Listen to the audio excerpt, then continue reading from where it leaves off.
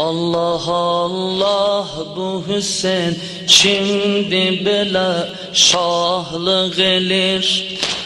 Baxıb Allah sözünə aləmə sultanlıq elir. Baxıb Allah sözünə aləmə sultanlıq elir.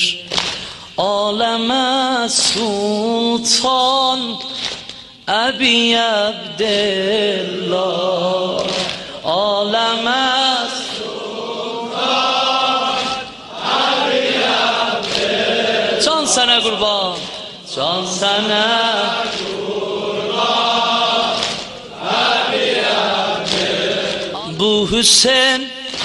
Bu Hüseyin şimdiki gün tək dolanıb batmayacaq.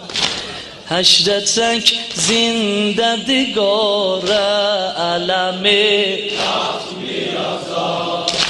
Bu Hüseyin şimdiki eşq əhlinə peyğəmbərdir.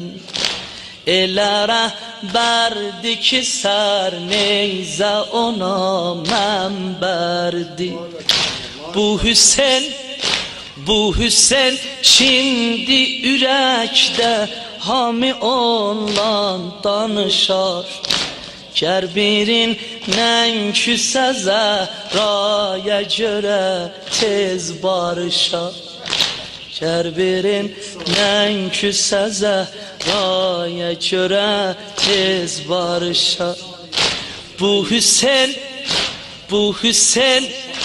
Bu Hüseyin şimdiki ləbxəndi vurur qatilinə. Bu Hüseyin şimdiki ləbxəndi vurur qatilinə. Neçə yol var yoxunu bəzl elədi sailinə. Bu Hüseyin şimdi şəfaət tacına layıq olub.